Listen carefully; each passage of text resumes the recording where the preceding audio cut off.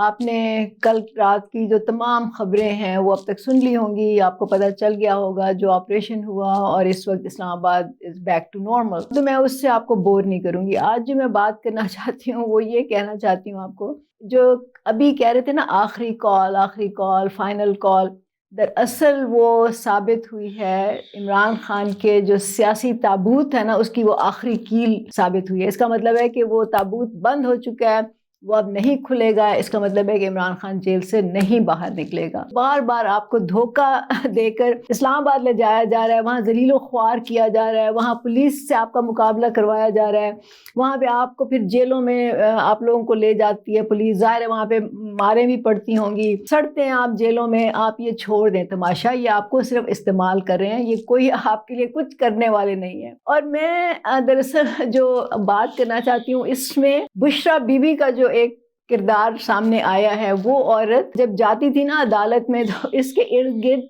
سفید چادروں کی کناتیں ساتھ چلتی تھی کہ وہ باپردہ نہ ہو جائے۔ پہلے دن جب اس کا قافلہ جا رہا تھا، کار تھی، اس کے شیشے جو تھے وہ بالکل ڈارک کیے گئے تھے تاکہ اس کا پردہ قائم رہے۔ اور پھر کل ہم نے اس کا ایک نیا روپ دیکھا، ہم نے دیکھا کہ وہ کنٹینر پہ چڑھ کے کھڑی ہے، وہ مردوں کا ہاتھ پکڑ کے وہ اس کو کنٹینر کے اوپر چڑھا رہے ہیں۔ مجھے پرسنلی اس سے کوئی پرابلم نہیں ہے، لیکن یہ اس کی منافقت ہے نا، آپ کو کیا وہ کہتی ہے اور پھر خود اس نے کیا کیا۔ چلیں اس کو بھی ہم ایک سائڈ پہ رکھ لیتے ہیں کہ سیاسی وہ بن گئی ہے۔ آپ پہلے تو وہ کلیم کرتے تھے کہ جی وہ تو گھریلو عورت ہے، اس کا سیاست سے کیا لینا دینا، وہ متھ بھی جو ہے وہ بھی ٹوٹ چکی ہے۔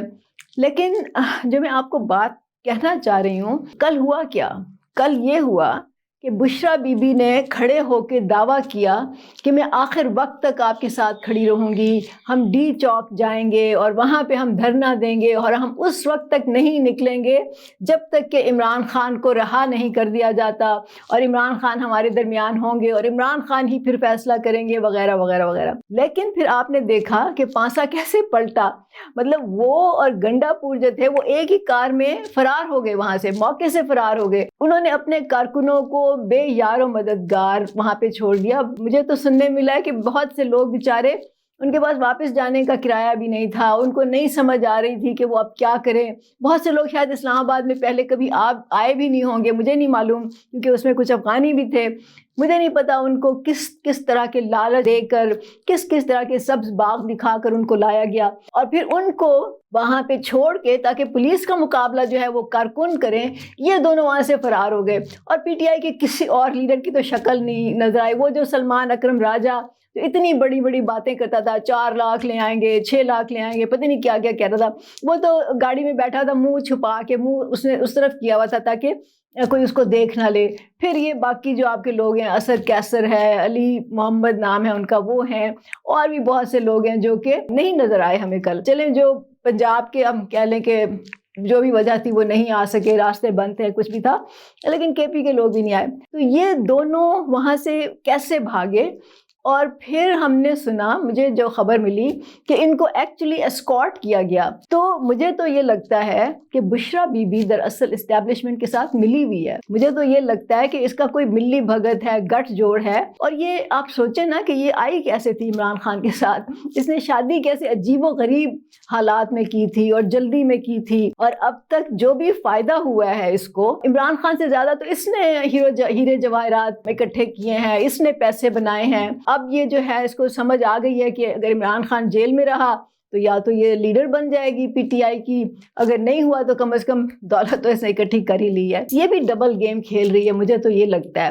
اور پھر آپ یہ دیکھو کہ عمران خان کے ساتھ جتنے بھی لوگ ہیں وہ سارے ایسے ہی لوگ ہیں، سارے مفاد پرست۔ اب تو آپ لوگوں کو پتہ چل گیا، میرا خیال ہے پی ٹی آئی والوں کو بھی پتہ چل گیا کہ یہ سارے مفاد پرستوں کا ایک ٹولہ ہے جو خان کے ارد گرد ہے۔ لیکن اصل میں بات یہ ہے کہ یہ خان نے خود اکٹھے کیے ہیں، کیونکہ خان خود مفاد پرست ہے۔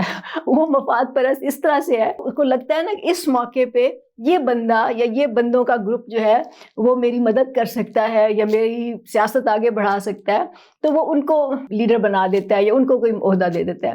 پھر جب اس کا مقصد ختم ہو جاتا ہے ان کو سائڈ پہ کر لیتا ہے۔ اب لوگوں کو بھی سمجھ آ گئی، تو اس کے ساتھ بھی جو لوگ آتے ہیں وہ اسی نیت سے آتے ہیں، اسی ارادے سے آتے ہیں کہ جب تک خان کا بول بالا ہے، جب تک خان کا سورج اوپر ہے، چلو چلو ہم بھی اس میں بہتی گنگا میں ہاتھ دھو لیں, ہم بھی لیڈر بن جائیں, ہمارا بھی نام ہو جائے, تو بعد میں خان کو اگر جو بھی ہوا اس کے ساتھ ہم اس سے الگ ہو جائیں گے. یہ ایک سلسلہ ہے جو خان نے ہی شروع کیا تھا, اور اب اس کا انجام جو ہے وہ خان دیکھ رہا ہے. تو میرا خیال ہے کہ بشریٰ بی بی جو ہے اس کا ایک کیریکٹر لوگوں کو سمجھنا چاہیے. ابھی جواد صاحب نے ایک ویڈیو بنائی تھی, اس میں انہوں نے کہا کہ یہ راسپوتین ہے.